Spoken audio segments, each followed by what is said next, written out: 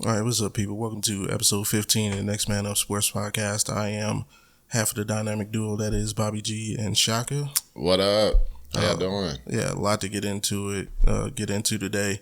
I really don't feel like trying to be a funny dude because there's a lot of serious subjects. Yeah. So let's go right into it. Focus. First topic of discussion, as most of our listeners know, we reside in Las Vegas, Nevada. Yep. The now home of the former Oakland Raiders, now the Las Vegas Raiders. Unfortunately, this week, due to Stupidity. the stupid actions Call it what the fuck it is. of one of our professional athletes, a person was killed in a car accident. Henry Ruggs was the driver. And the dog. He was intoxicated and collided with a vehicle, and of course the passenger of that vehicle unfortunately passed away. And the dog. Yeah. And we talk a lot of crap on this show, and Yeah. I'm going to use one person as an example because he's close to my heart. Josh Gordon. You know how I feel about Josh Gordon. I'll use another guy, Johnny Manziel, also a former Brown. But, like, these guys, for whatever reason or whatever demons or urges they have in their lives, chose to deal with something versus making money, which I cannot fathom that. However, you're just damaging yourself. I can live with that.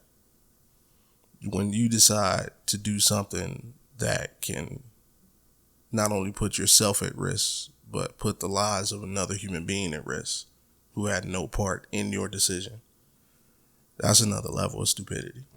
And that situation, like, I can't deal with. Like, under any, whether it be DUI, as you yourself know, most people that know me know, my mother was killed due to guns. She was shot. She was killed. Again,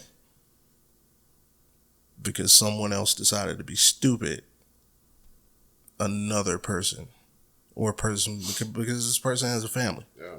So, condolences to the family members. But now this group of people is doing something because you decided to make a selfish mistake. And these, of all the things on earth, like, these things just shouldn't happen. With all me and you, we both have our ideas on the vaccine, which we'll get into in another segment. But it's like, people have so many different ideas on so many different things. The one thing I think we should all be able to agree on is don't put other people in danger. If you want to put yourself at risk, do you. But making decisions that can directly impact people, like we have, take one of your phrases, a historical amount of data on the effects of alcohol. The effects of alcohol is used in most times, has been used to the reasoning behind the legalization of marijuana. Yeah. Because of the differences of impairment, the abilities of the human body, mind, to deal with these types of impairments. And the amount of deaths due to each impairment. Again, we have a historical amount of data on what can happen when you are inebriated by alcohol. What happens when you get behind the wheel, not in a car, any vehicle, whether it be a crane because you're a construction worker, whatever you're working with, any type of machinery in a power plant, or historical amounts of data on what can happen when you combine that state with any kind of work, moving parts environment, anything like that. And yet you still chose to do that.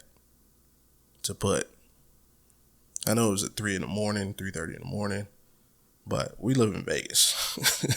People who live in Vegas, I'll say New York, I'll say Miami, I'll say LA. There's no such thing as like a curfew. There's no late. Yeah, it's not late. You have people getting off work, casino, like full shift. So the roads are actually like me. busier here than most I places usually at get 3 in off the around- morning. Yeah, I usually get off around 2 a.m., especially in Right. the weekends. Same shit. Like, I'm off at 2, 3 o'clock in the morning. So that's not like late for me. That's just, continue. Right. And it's like, I mean, we also have one of the worst stretches of highway in America is known as the Spaghetti Bowl. We're kind of, at least three interstates kind of merge and switch off with each other.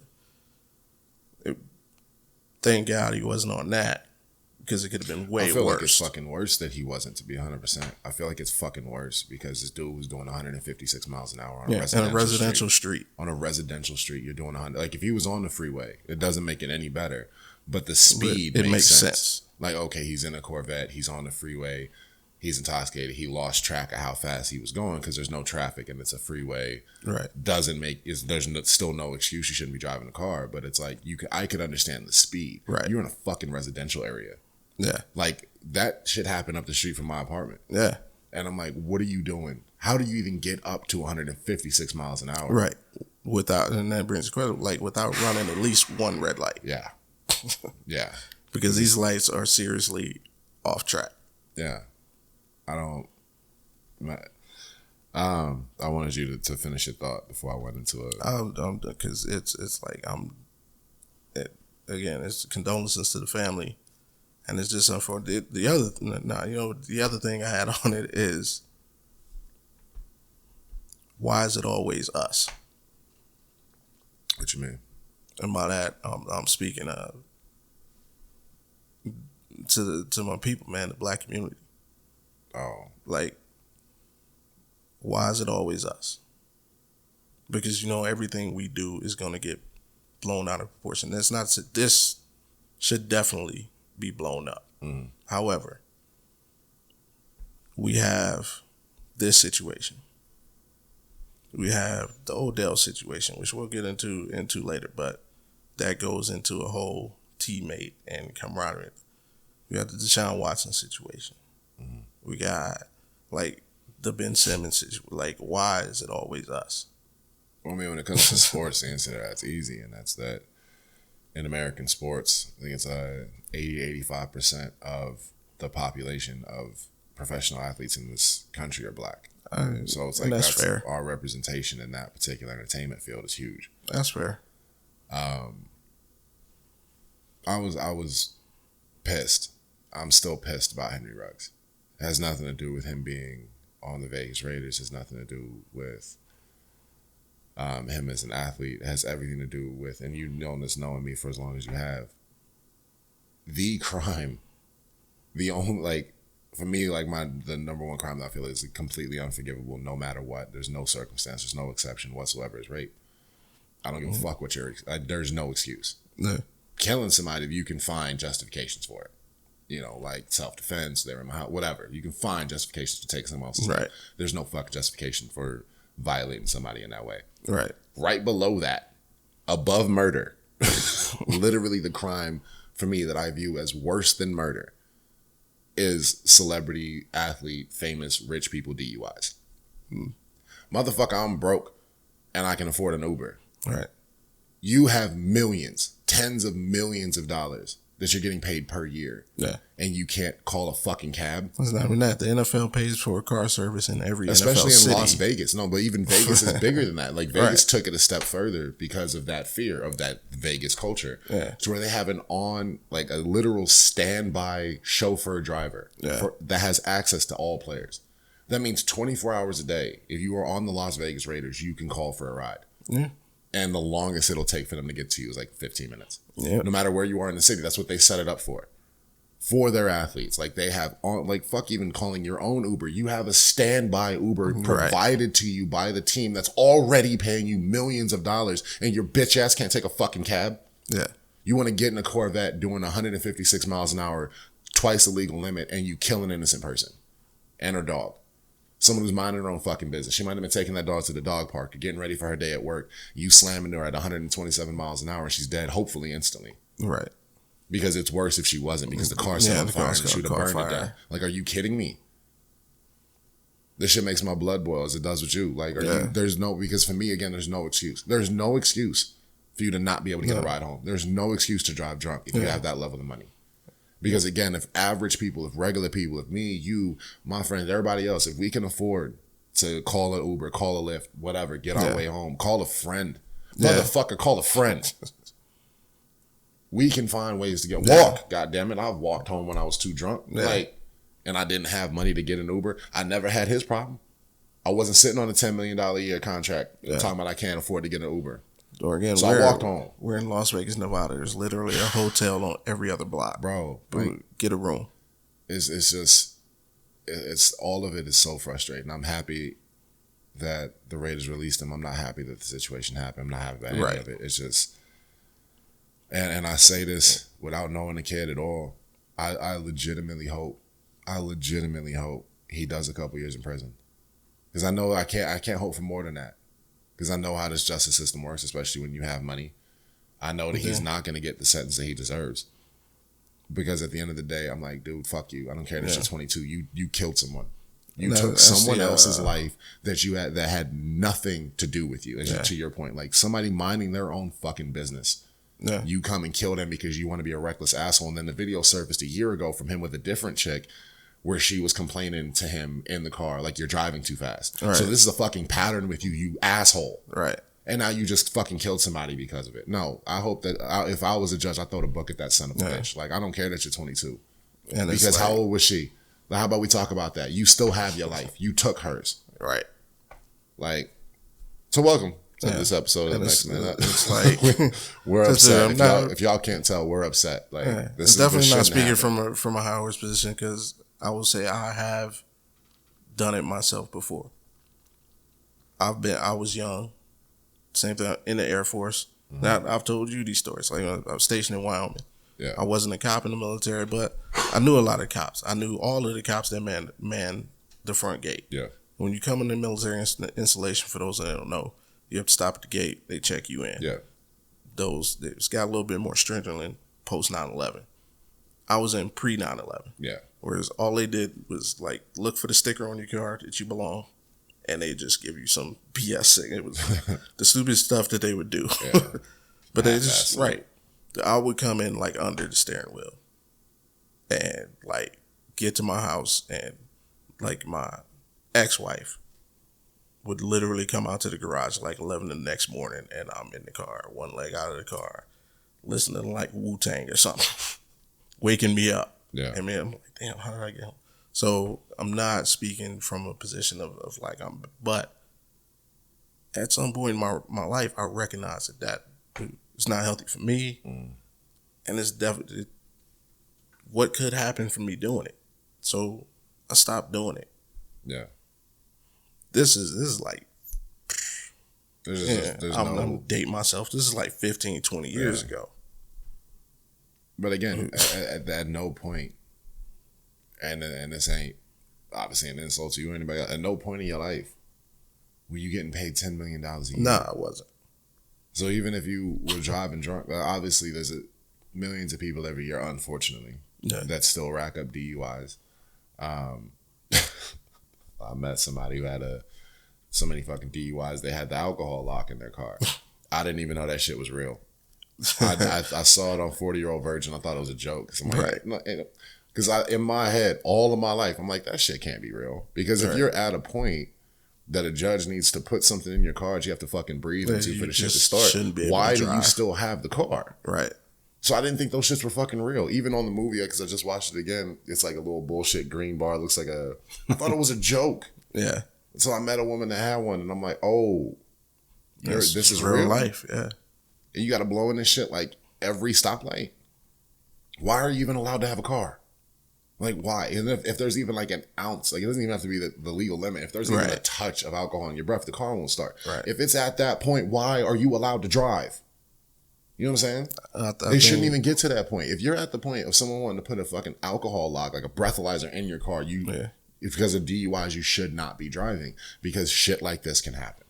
Because you can have a night like Henry Ruggs, you get too fucking plastered and you kill someone because your ass shouldn't have been driving in the first place. Someone should have took that license away. And there's no excuse. Again, there's no excuse for me. Like, there is no justification. There's no way around it. I don't give a fuck what anybody wants to try to say. There is no sympathy for me whatsoever for Henry Ruggs. Yeah. There's all sympathy for the family of the young woman that lost her life because there's no fucking reason that she should be dead right now. Right. Like, that's bullshit. It's complete bullshit. I'm going to go out on a limb and I'm going to make a prediction. And I'm going to say within the next 20 to 25 years, cars will be manufactured with that. I hope so. I'm so serious. Like, I hope so, because it's one of those things I'm like, it shouldn't happen. Yeah. And to you, like, I'm not going to sit up here and act holier than thou. Like, I've never driven a car when I was intoxicated. I have. And literally regretted it. Like, the next, I'm like, that was stupid. I shouldn't have done like, that. I'm like, that was so fucking stupid. Like, I remember, like, cussing myself out. I'm like, that was stupid. I got lucky that I got home okay. I'm lucky that I didn't hurt nobody. But I was, as you said, I was a younger man. Because that's stupid. There's no reason for that shit. And again, I've never been sitting on $10 million. Right. You know, I was driving home in them situations because I felt like I didn't have a choice. But you always have a choice. As I just went through. Exactly. I was younger though, so I'm like, oh, I got to get my car home. Yeah. Fuck that. Leave that bitch. Go back and get it. I'm not sitting on $10 million a year or more. I'm not the number 2 overall draft pick. Right. I'm not, the star of an NFL team that's actually doing really good right now. Yeah. I'm not that dude. To where I'm like, oh, and I'm showboating to somebody. Oh, look how fast this car can get. Fuck off, dude. I hope you rot in prison. Anyway. And it's like something that we talk a lot about. Well, I do off camera. And I tell you, and it sounds like a joke, but I'm dead serious. Every celebrity, athlete, whatever, however you get your money, when you get to a certain point where essentially you feel like you're a master of the universe and you can do whatever you want, every person in that situation needs to have someone on their payroll who is money hungry enough to stop you from doing stupid shit. Mm-hmm. Like, that's your sole job. Pay that person. That person's job is to protect the money. Everybody needs an E. Nah, not E, because E was trying to get his own. No, you need a dude who literally leeches off you. His sole income is because you need that guy. Because he's not going to let you do stupid shit. Hey, bro, give me your keys. Yeah. This is my paycheck. What you talking about? She looks a little young. Let's find some other one. Yeah. You know what? These dudes don't look too cool. Let's go hang. You need that, because that dude, he ain't going to let you do nothing stupid. Because he's not going to fuck up his meal ticket. Yeah. Every athlete needs that dude. And like I say, it sounds like a joke when I say it, but I'm dead serious. No, I don't. I mean, because we were trying to add some levity to it because this is a fuck situation, and we stay on this. We could probably talk about this shit for the entirety of the episode. Yeah. But it's also going to be a bit of belaboring the point. But no, it's not that it's funny. Like, I get what you're saying. 100%. You need that person that's going to be in your corner. Like, nah, bro, let's not do this shit. You don't need to act tough right now. What are you trying? What you need is that, low key, you need that Johnny drama. Like, you in a nightclub in Vegas and someone's like, you got a problem? Yeah. And that person's like, nah, he don't. I do. I'll take that hit. I'm going to knock you out. I'm going to get in that fight because if I go to jail, and what? You going to pay my commissary. You going to put money on my books. Yeah. If you go to jail, the way my checking on my savings account is set up. Like, and like, again, it goes to the thing, like, how many people hurt? Because, I mean, obviously, the victim's family, they lost a family member. They lost a friend. They lost a sister, cousin, aunt. Like, they lost all of that. Go to his family. Like, you were in a position to create future generational wealth for however many generations of your family now that's gone. Because you guys didn't want to.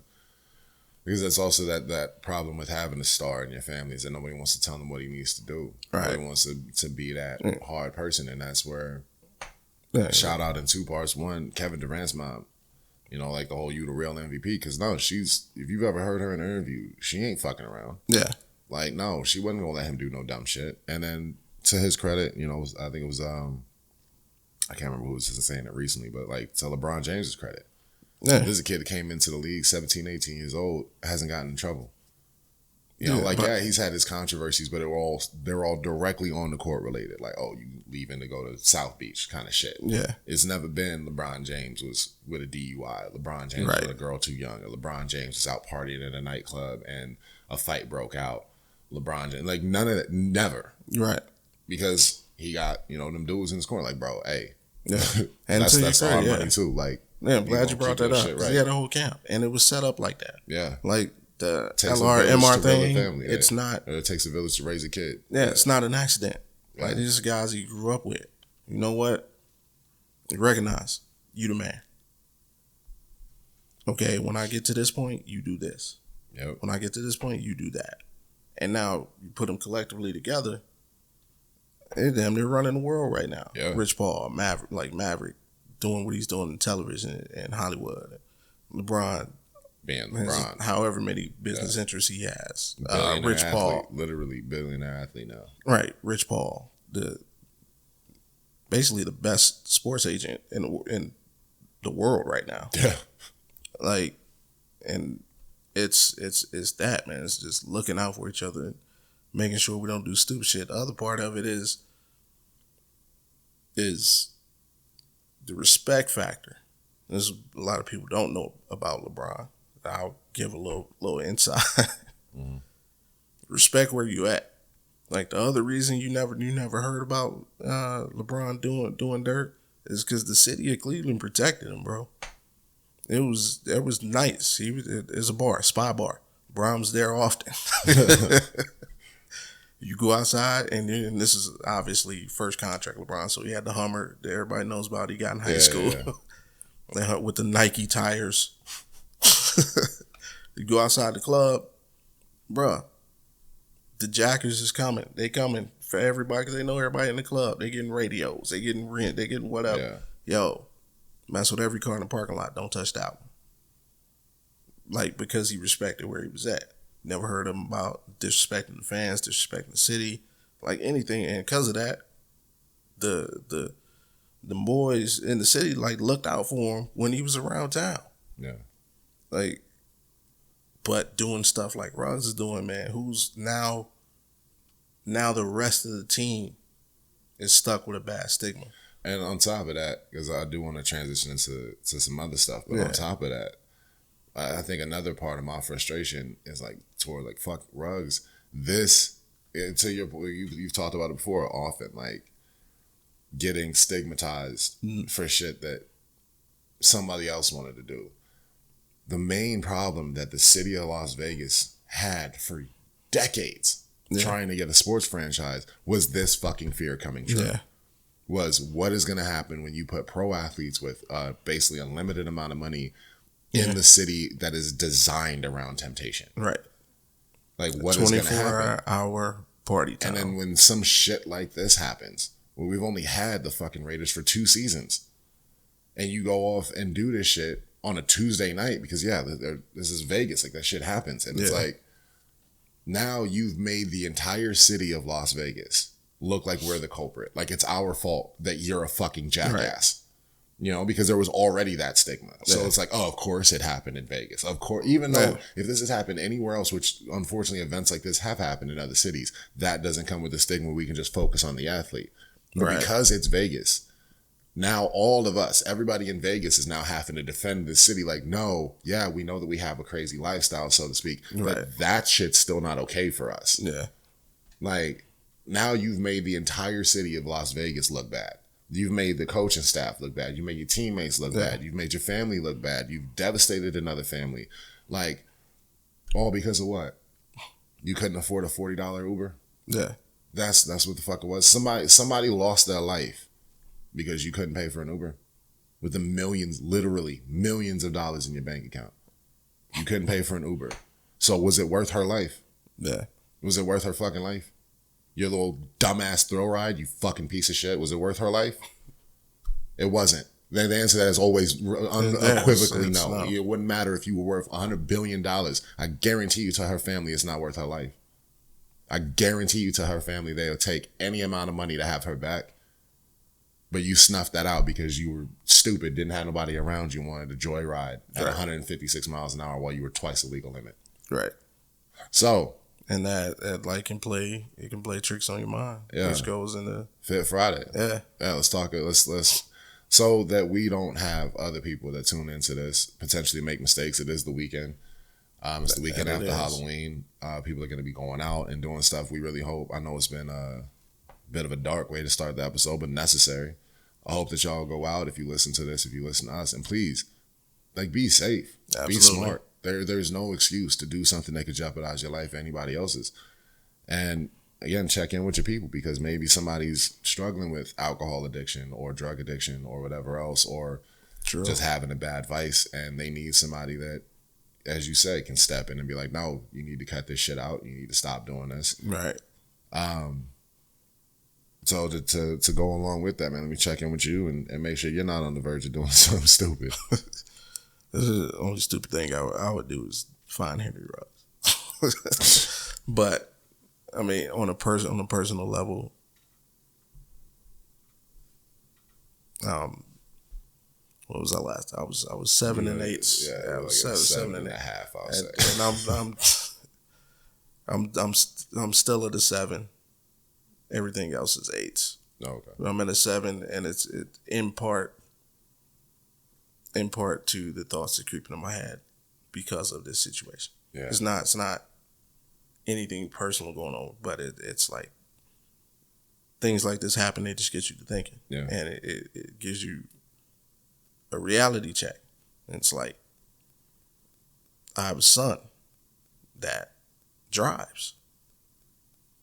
What if that's him? You know what I'm saying? You like a year ago, you had the police. It's like so many things that we don't think about until something happens, and you think about everything that could happen. So it's like, hell, me and the wife were involved in a car, an auto accident just a month and a half ago. Yeah. Like, thank God, alcohol wasn't involved, but still, like, just kind of thinking about that and thinking about my family just kind of kept me at that level. Like I said, nothing doing to myself, but other than that, good. At least I have a platform where I can vent. Yeah. Yeah. What's on your side? I'm doing good, man. Again, I don't. That's the only difference between us on this is, I don't like to use the scales. Late night last night. Oh my God, yeah. Couple of late nights. Big shout out. I know we got different shout outs coming up later, but big shout out. I was able to clarify it with her. The shout out I had from last week when we touched on Fit Friday, Brooke Johnson, aka BJ. I was able to touch base with her and make sure it was okay for me to say her name, because she's of course, yeah, she has her own. She has a lot going on. Y'all can definitely follow her at Real Brooke J. I'll put the link. We need to get her in for an interview. Yeah. No, hey. So actually, she asked. So that's kind of putting me in a good spot. She was actually asking if we had anything else. Trying to figure out an episode so we can talk about that off camera and see what we could do. But yeah, Brooke Johnson. She's a big shout out to her. She definitely helped put me on when it comes to this Fit Friday. She definitely helped me out mentally. Really, really amazing human being across the board. But she's one of them people that help, that checks in and listens and pays attention. And so thanks to her, thanks to you, like that ass. It's been a good week. Nice. I did have a late night, a couple of nights in a row. As you know, I have a tradition on November 4th going into November 5th because I'm a huge fan. My favorite movie of all time is The Weirdo. Vendetta. Yeah. So remember the 5th of November. We are all weirdos. Yeah. So thankfully, your shout out to Brooke. She was able to come hang out with me the other night and partake in my tradition of watching V for Vendetta at midnight, stroke of midnight on the 5th of November. And then last night I had a late night. Rarity for me. In this way, I finally had somebody that was just like cool to kick it with, and so I ended up throwing me a bit off my schedule, just a little bit. I didn't know that we was up that late. In a good way though. I fucking woke up to your text like, yo, I'm like, oh shit, gotta go to work. I'm like, damn, what time is it? I answered the door. She was still in the robe. I'm like, fuck, my bad. Yeah, looking all Hugh Hefnerish. So yeah, I mean, R.I.P. Hugh. Yeah, if that's it. R.I.P. The goat, the goat of goats. Man, that man lived. I don't think anybody's ever lived a life like he fucking lived. So yeah, I was all hued up this morning. So if that's any indication, man, I'm doing all right. Obviously, there's still the stresses of life and everything like everybody has. So if I were to put it, so I'm like probably around an 8 like you. But no, I'm good, man. It's been a good few days. It's been a good week. Minus, there's been so much shit happening in sports. It's like overwhelming, and then obviously this situation is frustrating, especially because it's close. So obviously, not even close to home. It's here. Right. It's right in the backyard. Yeah, I'm doing good, man. Yeah, I'm doing good. I'm All right. always trying to improve, just like you. I'm always trying to do something better. I'm pissed off at Verizon. I'll say that. It's a random side segue. I think I told you these motherfuckers were like, "Oh, we have Wi-Fi that we gonna offer it. It's like high speed Wi-Fi." And I'm like, "Dope," because people that don't live in Vegas, there's a monopoly as far as internet goes. Yeah, like much. You either have Cox internet or you don't have internet. And because of that, they charge like a stupid amount of money for their internet. Yeah. So Verizon was like, "Oh, we can hook this up for you, and it'll be like $20, blah blah blah." I'm like, "Dope." So these motherfuckers want to come to my apartment and be like, "Oh, you don't face the right direction for the signal." You're just outside the coverage area. And I'm like, "Y'all want to tell me this after I canceled with my other internet provider?" So now I got to go back to them. Right. So other than annoyances like that, man, everything's good. So that's my take on my Fit Friday. I'm all right. I'm all right. I'm doing all right. I wanted to wear my Von Miller jersey, but yeah, I wanted to wear it's my Von now Miller a throwback jersey. I know. That's why I wanted to wear it. I wanted to wear it today as like my final time. It would have been my final time to wear it before he officially. I mean, I know he's official, but I mean, like in a game is wearing a different jersey. No, and that brings me to something I've always, but it hasn't really bugged me. But I kind of want to call it. Feel free to do this at home. Call people out, man. There's a difference between wearing a throwback and just wearing an old ass jersey. Mm-hmm. Yeah. It's just like your Von Miller got traded. 5 years from now, your jersey is considered a throwback. It's just an old ass jersey. Mine would be considered a throwback only because it's a throwback jersey. Like the one I have, it's a throwback jersey that the Broncos, but it's not a throwback jersey. You mean like throwback to a previous era? Is that what you're talking about? Like it's not like a 90s Broncos jersey. No, I mean Hardwood Classics throwback. It could even be the current. This would be the 2021 NFL season. It could even be the current jersey. But don't make me go and check. There's one. I'm gonna check after this and see if it is. If it ain't Mitchell and Ness, it ain't throwback, dude. Yeah. Like people like Kemba Walker. Kemba Walker got or traded to the Celtics. So I can't remember which one. Whatever. He was on the Celtics. All these people came out of the woodwork wearing Antoine Walker jerseys. Trying to pass them up. No, bro, that's not a Kemba. That's a old ass jersey. Yeah. But anyway, that's just something that is always like. Don't hate on my jersey. Annoyed. I mean, I called it, guys. Y'all heard it here first last week. I called the Von Miller trade. I hated it that I was right and loved it that I was right.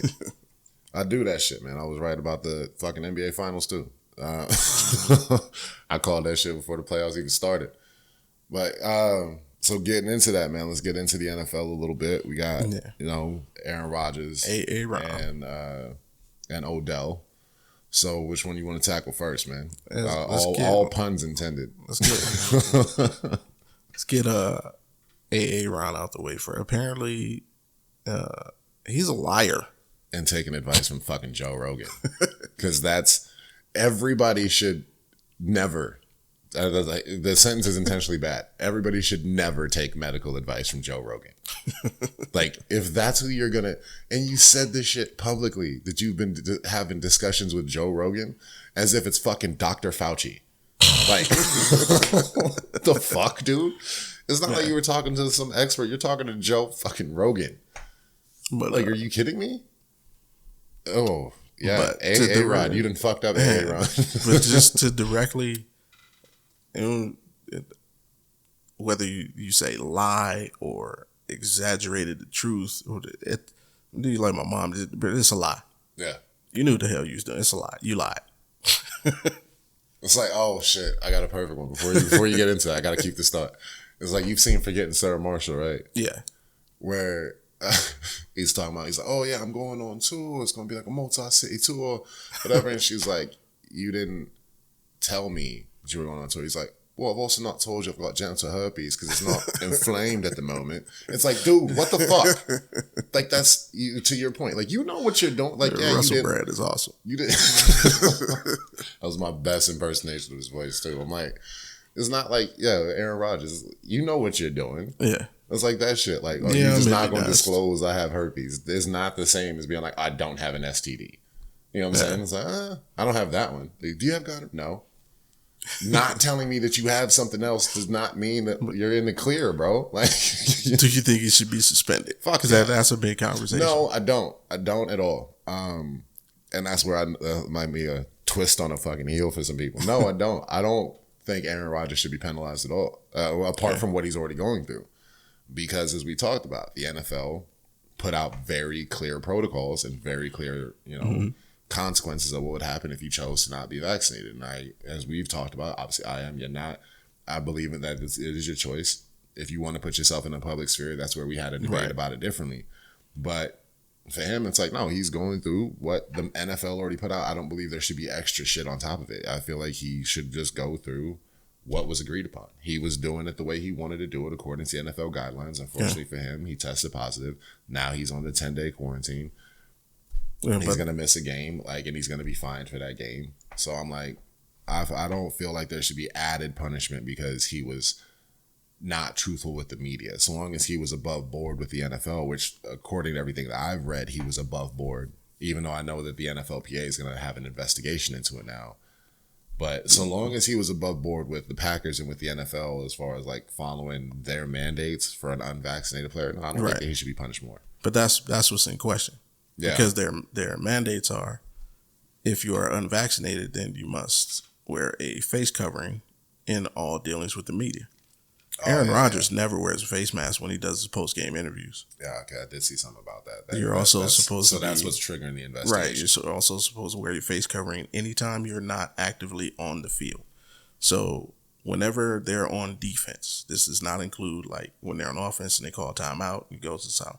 Only when they're on defense and he's on the sideline, he's supposed to wear a face covering. And Aaron Rodgers never wears face covering when he's not on the field. Yeah. So he has violated the policy. And which brings into question, what are the Packers letting them get away with inside the building? Murder. The Packers Aaron Rodgers is allowed to get away with whatever the fuck he wants in Green Bay. Because again, as we talked about on one of the first episodes, this man went on camera for 20 to 30 minutes and just blasted your entire organization top to bottom. Yeah. And y'all were just like, okay. So same thing. If he's walking around there fuck you, I'm not getting the vaccine, it ain't gonna say shit to him. They trying to keep him in Green Bay next year. But this is the thing. He's staying. As you heard it here first, he's staying. He's not leaving Green Bay. Mm-hmm. And here's why. Just because exactly just what you just said. He blasted the organization, and it's that whole bite the hand that feeds you thing. Yeah, who's got your back now, Aaron? Yeah, who's going through all this? Because they could have really just threw him under the bus. Yeah, you know what? Yeah, he tried to get his exemption from the NFL. They said no. They could air you out right now. They're not doing that. So yeah, he ain't going nowhere. Yeah. Again, I hope as I called out the trade and we made a couple other moves other than the big Von Miller one, I'm hoping that the Broncos are lining up picks to try to go after Aaron Rodgers. But yeah. I mean, me and you've had this again. We've had this conversation off camera. Because I'm even frustrated, bro. I'm frustrated about the whole vaccine. Because the main reason I got vaccinated wasn't that I had a fear of COVID. Right. Because I was tired of wearing a fucking mask. I know that sounds simple to people. I know for some people it's like, yo, you're willing to put something in the. I'm like, yes, I was. I was tired of wearing a fucking mask. I was tired of having maskne. I was tired of it. I'm like, dude, I don't want to wear this anymore. I don't want to get sick either. Right. So what's the way that I can do this? I'm going to go get vaxxed. I don't have to worry about getting sick or potentially getting anybody else around me sick, especially like knowing you. I'm like, okay, right. I have a friend who has kids. I'm like, I don't want to potentially get them sick because I don't want to wear a mask. So I'm like, and I interact with y'all so much. Right. Because obviously, I'm like, I live alone. So I'm like, I don't have nobody at home I'm worried about bringing the shit home to except for the fucking ghost that won't leave me alone. Which with them, I hope they get it. Fuck off. Stop making my house creak while I'm sleeping. But I'm like, I'm going to go get vaccinated so I don't have to jeopardize anybody else. Mm-hmm. Because again, I think we talked about, I'm like 99.9% sure I got it at the, like, before we knew it was stateside. Because I think you remember in like early 2020, like January, I was like sick as fuck. Mm-hmm. Like almost bedridden sick. I'm like, I probably had it, but without knowing, I'm going to still get vaccinated. I don't want to wear this mask. And I still have to wear this motherfucker. All the time. And but the point I was getting to, sorry for the a little roundabout, is what's the point? What's the point? If you're taking it, as you were saying, you said it to me once, it's like, yeah, let's make sure that everybody on the court or everybody on the field is vaccinated, but then you come off and all the fans, and it's like, what are we accomplishing? Yeah, you have a building full of 20,000 people who may or may not be vaccinated. What are we accomplishing? Yeah, by doing any of this shit, like even it's just like, what are we doing? You go into a restaurant. And it's like, oh, you're wearing a mask while you come in, but then you take it down for the hour and a half and you just breathing this shit out as an excuse. Like, oh, well, I have a food in front of me. Yeah. I got a drink in front of me so I can take my mask off. And it's like you're just breathing this shit out and then you leave and somebody else comes and sits down, but there's like a waitress or a waiter that comes by and wipes the table off. But we've learned in the last year and a half, I thought, that that's not how the fuck you get it. Right. It's airborne. Speaking of, it's airborne. So why are you wiping shit down? Well, no. Let me, because I actually did it before the show. What the fuck are we doing? It's stupid. How to get COVID. How to get COVID. COVID-19 is an illness caused by the coronavirus. It starts with droplets from an infected person's cough, sneeze, or breath. Let me repeat that. It starts with droplets from an infected person's cough, sneeze, or breath. They could be in the air or on a surface that you touch before touching your eyes, nose, or mouth. That gives the virus a passage to the mucous membranes in your throat. Mm-hmm. With that being said, the thing that I hate about this situation is everybody who's vaccinated, I'm going to say 99.9 because I know you don't do this, treating unvaccinated people like they're infected. Just because you haven't got a vaccine does not mean you're infected. Yeah. So can we please stop, like, torturing each other? Like, infected. Aaron Rodgers is infected. Yeah.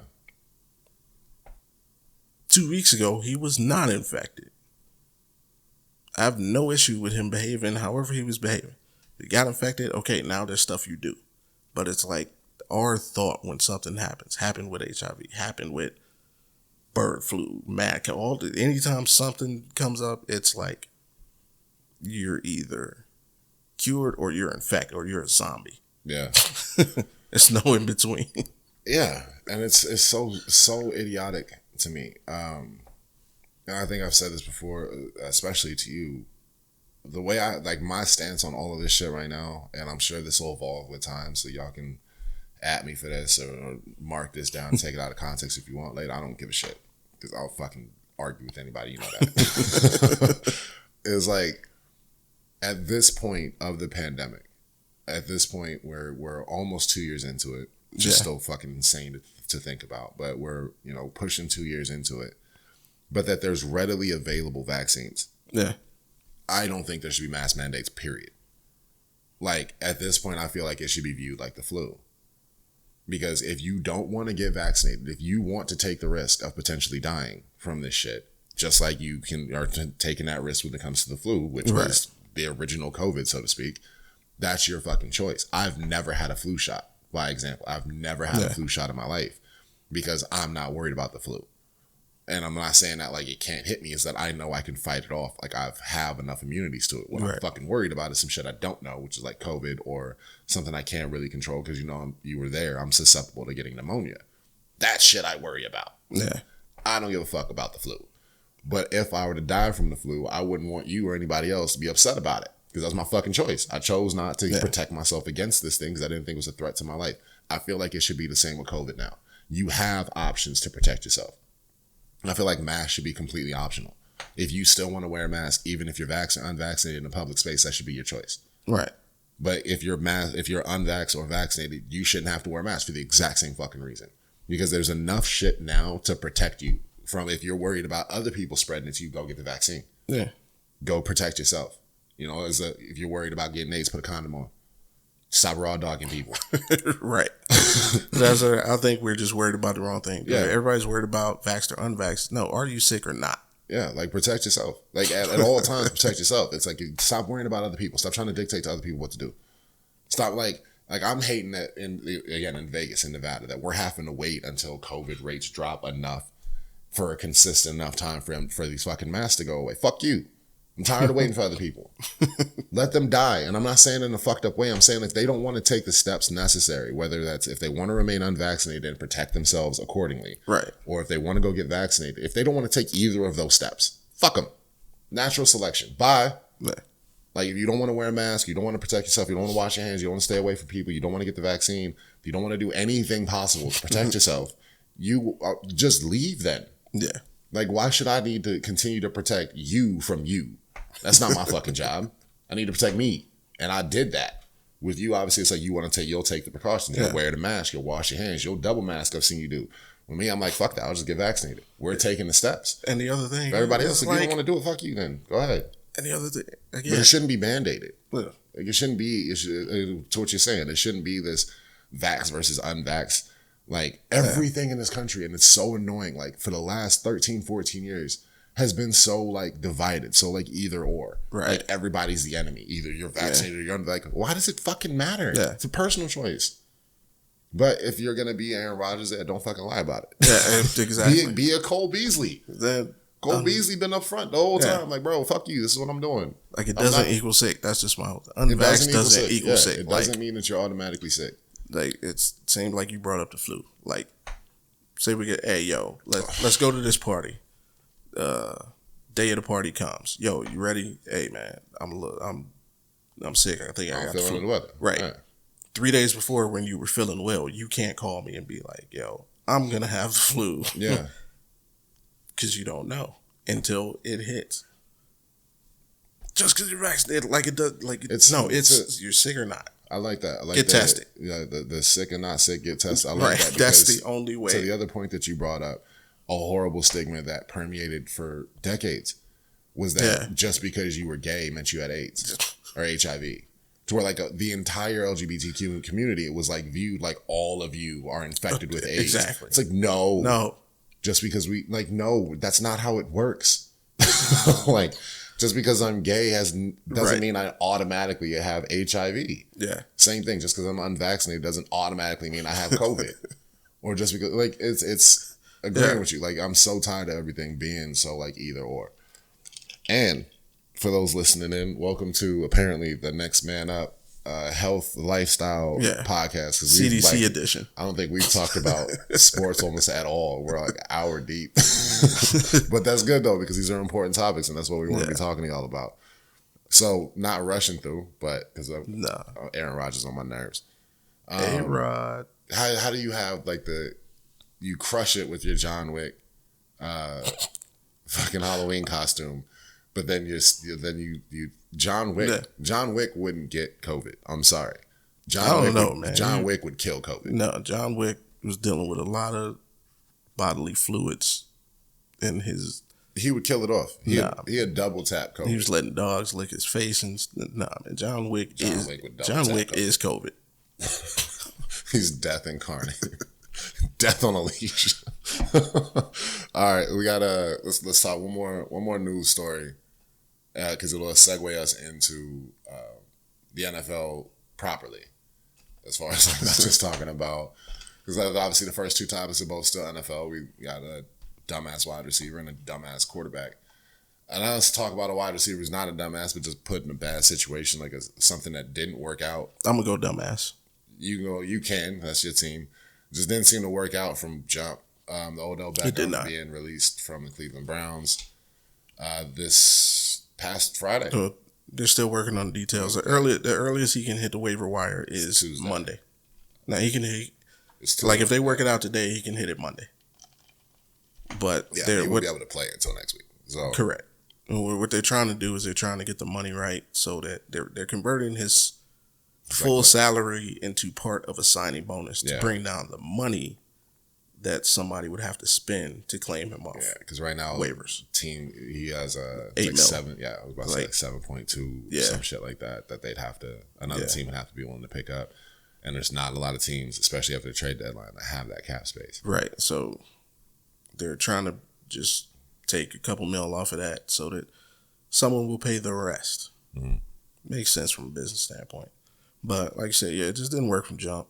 Like, for whatever reason. And it predates our current coach, Kevin Stefanski. When we traded for Odell, we had Freddie Hot in the Kitchens, who turned out to be, I won't shit on him too much, just not a good NFL head coach. Right. But his play calling was more in favor of Odell Beckham's style of play. Yeah. He called a lot of deep stuff, a lot of medium to intermediate to deep routes. Kevin Stefanski's game plan is not a fit for Odell's style of play. Like we ball control, we run it, use play action to hit, short to intermediate, and the occasional deep shot. Mm-hmm. Odell needs like constant, like you stretch the field. Yeah, but it's like he needs the opportunities. Because Odell's notorious for dropping passes. That's just his whole career.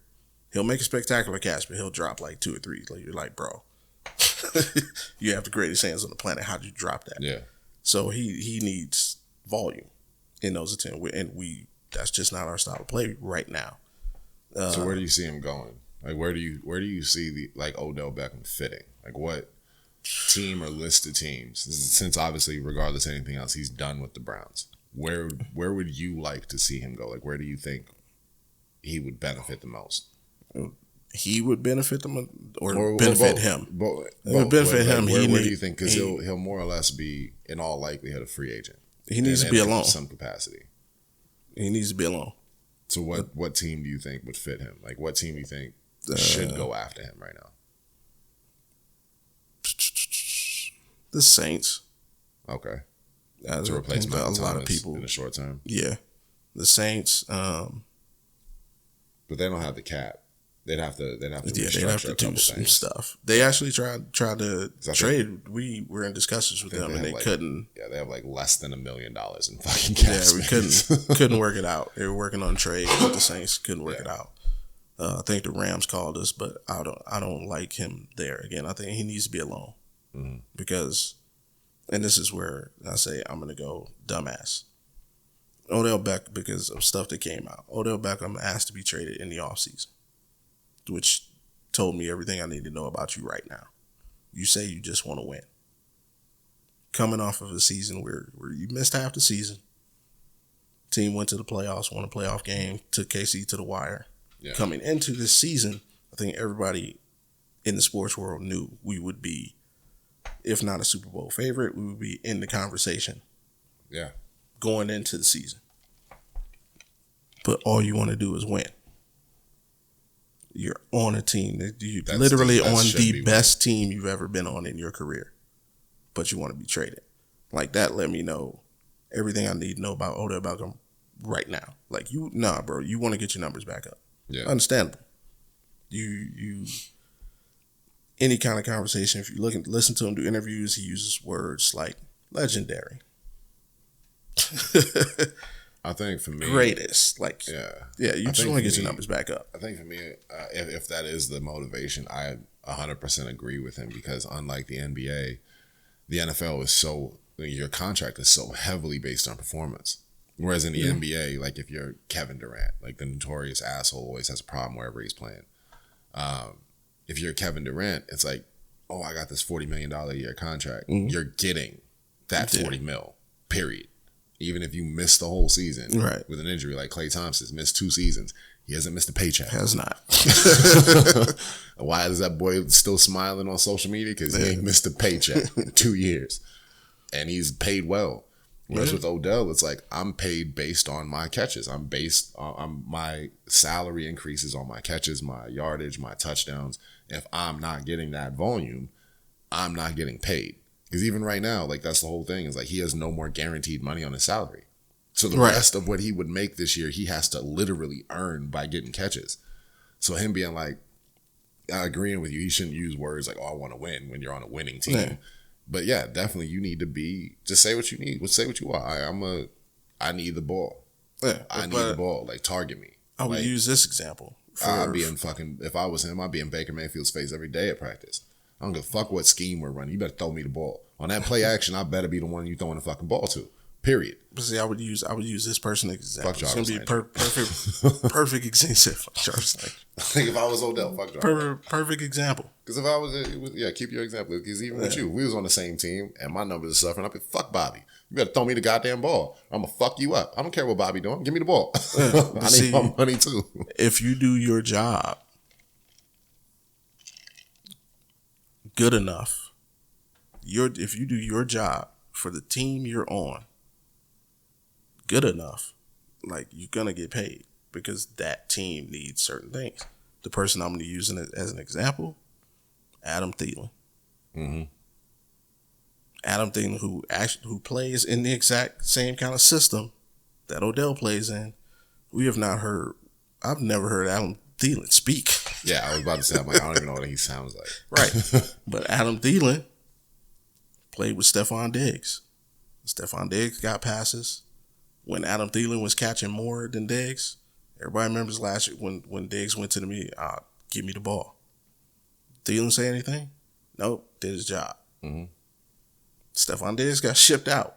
Yeah. Guess what? We drafted another number 1 wide receiver who, as far as targets, catch, all that, has surpassed Adam Thielen. Have we heard one from Adam Thielen? Nope.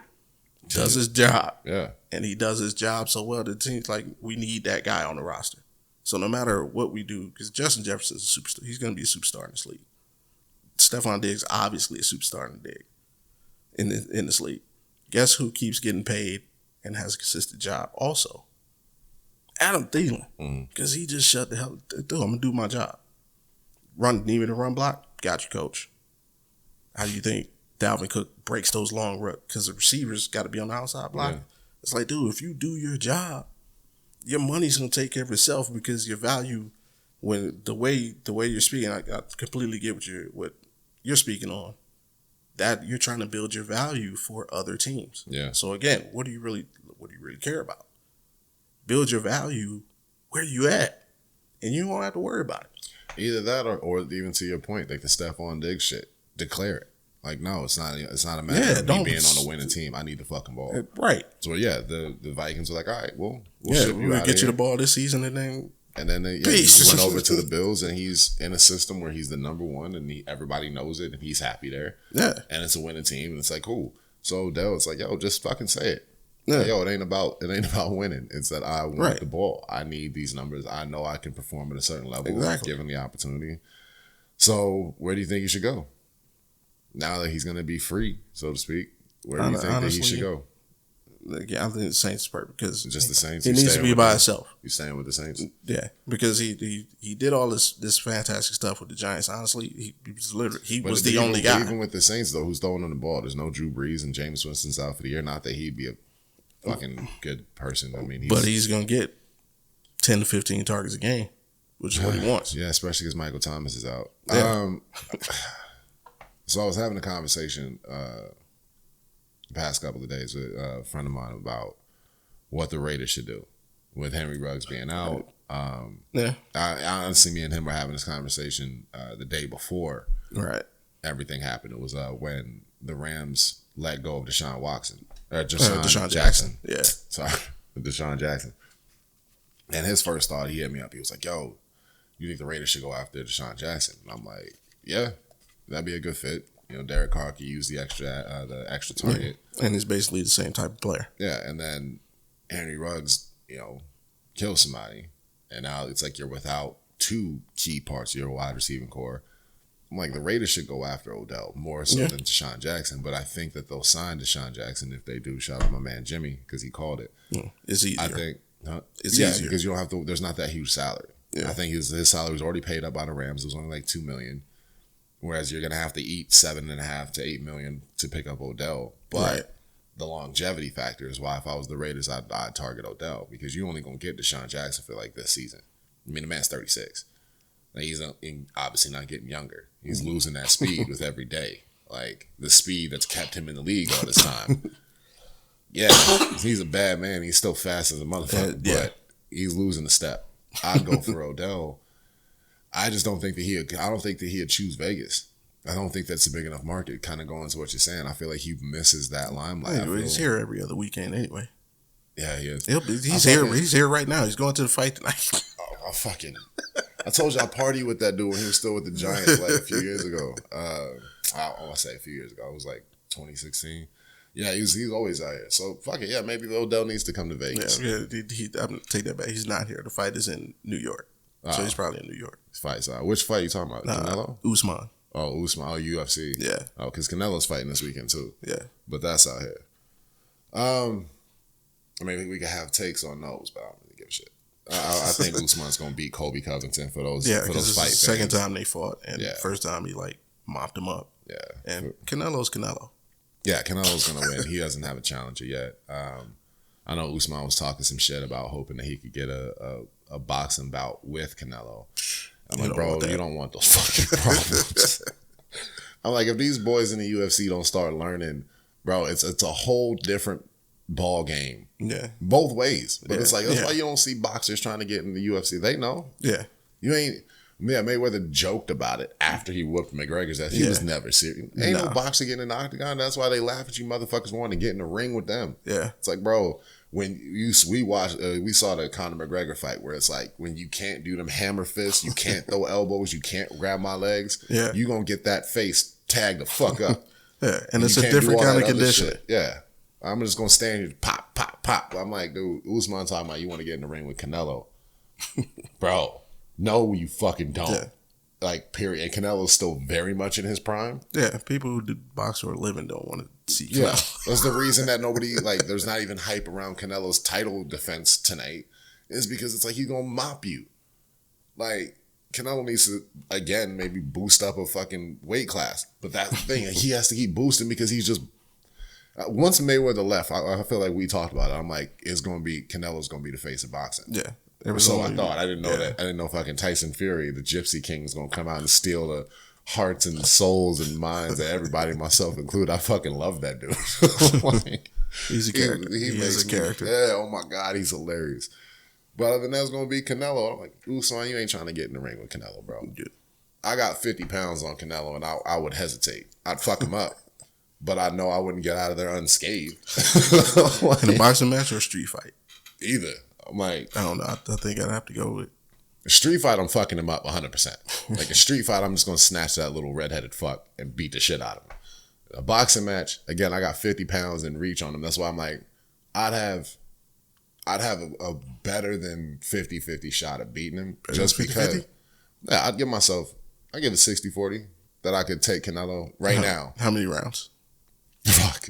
With my current condition, with my medical habits. 6 months to prepare. If I had 6 months to prepare, I think I'd go 8 rounds with Canelo. I would take the under. You're my guy. I love you to death. That's why I didn't say 12. Take the under. Yeah. I still think I'd beat him. If it had to go to decision, yeah, I wouldn't last 8 rounds. I don't think I'd have the lung capacity or the legs to last. I got these old knees. So I would definitely I'll be aiming for an early fight knockout. But again, given my just natural physical advantages, the fact that, again, I have like 40, 50 pounds on him. Right. Because he's like, what do you think, he's boxing like 170. I'm like a natural 215. The fact that it feels like a foot taller than him. Obviously, I'm 6'4". He's like 5'9", 5'10". Well, I'm like, I have a significant height, reach, weight advantage. Yeah. Yeah, I could keep him on the outside enough, but he gonna get some shots, and again, I was a boxer before, so I'm like, I know I have a solid chin, but the legs would be the problem. Let me say, He'd hit me with a body shot or two, and my knees might forget how to work. For everybody watching this on YouTube, go ahead, put down in the comments, how many rounds do you think Shaka could last You can just with Canelo Alvarez? Please check my Instagram.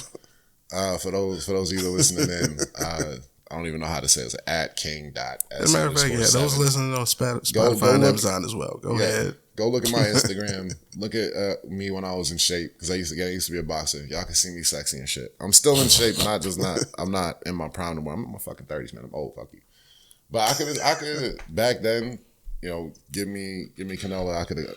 Even right now. Right now, I could take Canelo. I'm not gonna say I could take Canelo. That's like so arrogant. Like, no, this is a professional fucking weapon. Like, when people always get like, I'm over here getting high on myself right now too. People fucking forget that this is a professional. Yeah. Like, that's why I was like, maybe not 60. I'll say 51-49. Let me get back down to fucking earth. I think because of my physical advantages, I could beat Canelo in a fight just off of that. Off of anything else, fuck no. Like, that boy could easily hit me with a couple shots and wreck my whole life. So I'm like, yo, people, these are professionals. Yeah. Like, that man does nothing but train to beat the shit out of people. Yeah. Whereas with me, I'm like, yeah, I might be able to dust it, but no, you can't. Let me stop fronting with myself. I would give myself 51-49 only because I'm so much bigger than him. But that's if I could get an early few rounds knockout. If we go in the distance, I'm getting fucking laid out. It doesn't matter my size. If it goes past, I'd say if me and Canelo went past the third round, I'm getting knocked the fuck out. If you went past the third round with Canelo, I would count that as a win. Facts. Fuck it then. So I'm at least I got 3 rounds out of you. If that's the base, I'm like, yeah, I could go 3. If you went past 3 rounds, that's a win. After that, I wouldn't have the legs. I wouldn't have any of that shit. I'd be more than susceptible. I'd be trying to catch some air and say catch a fucking uppercut. Lift my ass off my feet. This is how I see a bout with you and Canelo going the route of Turtle and Ronda Rousey. Wow, fuck you. Moving on. I'm not even gonna let. I'd be like, ding, people that haven't. If you, what time is it? It's been 5 seconds. How much longer I got? Keep going. 2.5 minutes. Oh yeah. So I'm just running around. I just keep him at a distance. I just keep patting him on the head with these jabs. Like, I'm just trying to make it through.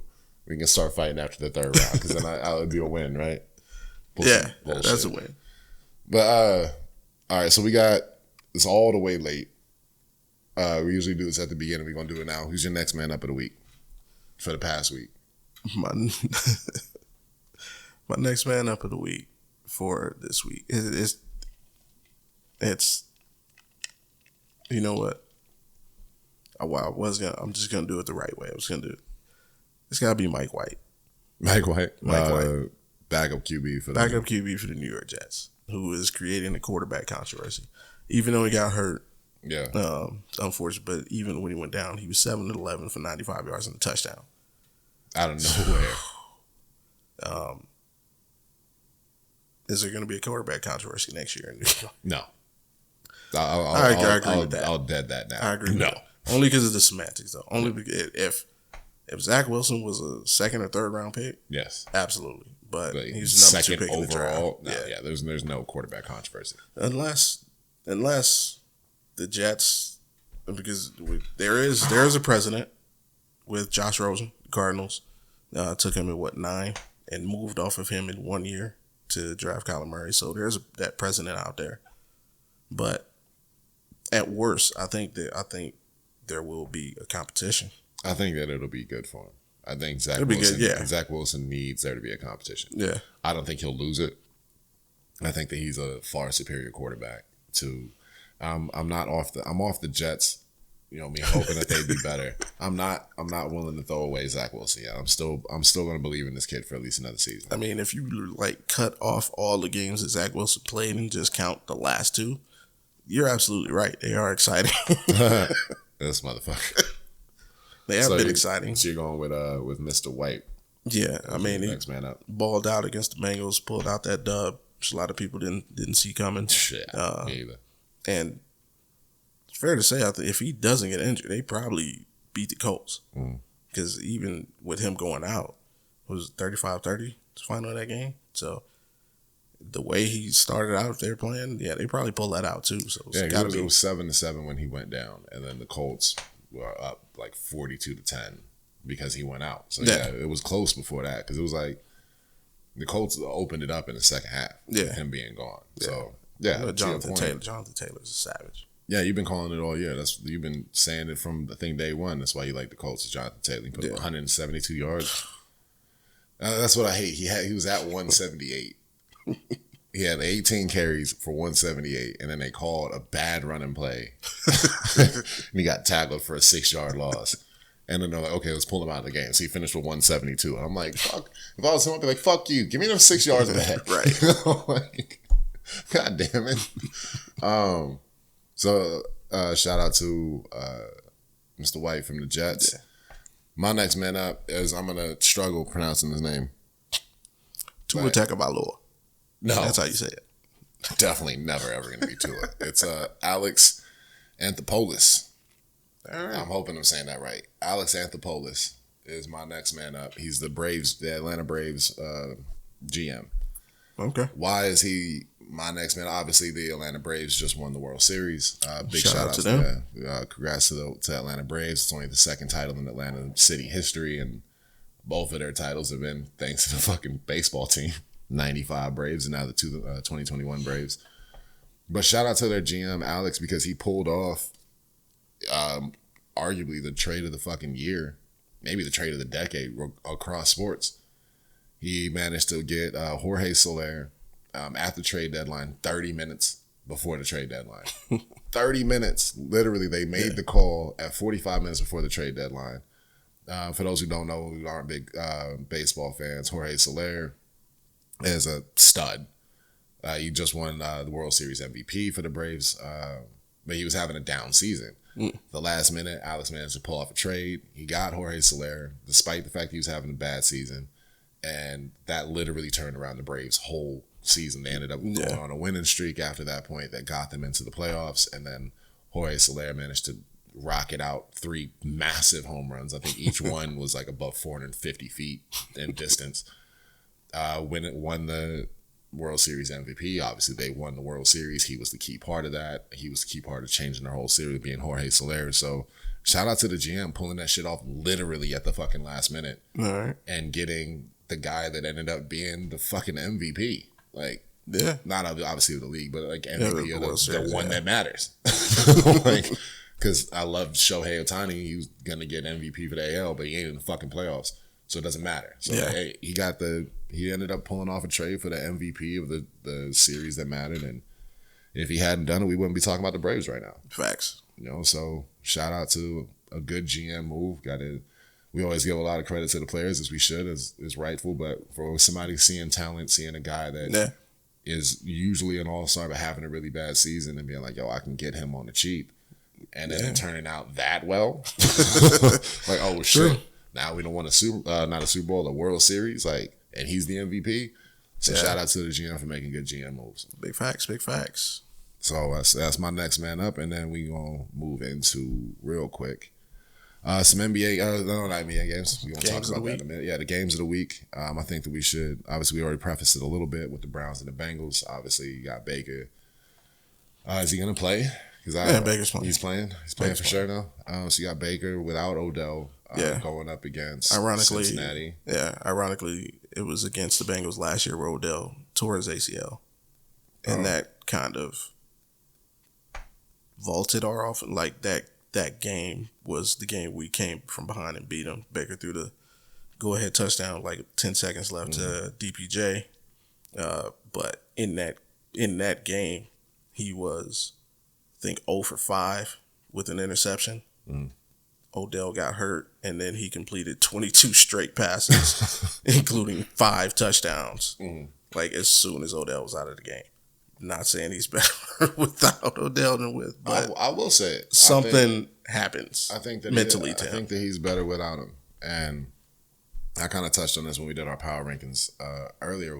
I commented on the fact that him and Odell have near the bottom of the league worst completion percentage. Yeah, like while that experiment was going on, they only completed 55% of their targets to each other.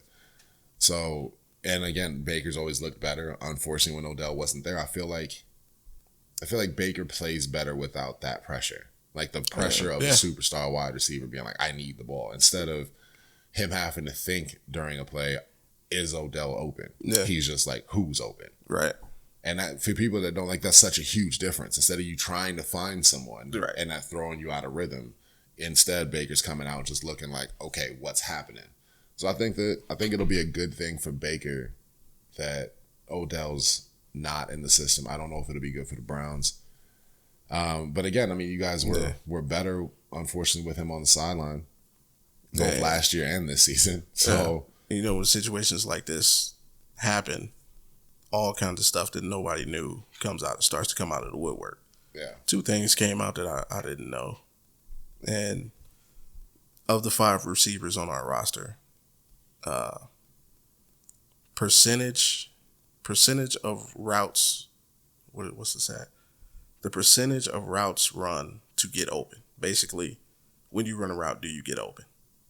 In that percentage, he was 5th on the team. Odell. So, yeah, when he ran a route, he was the worst at getting open. Oh.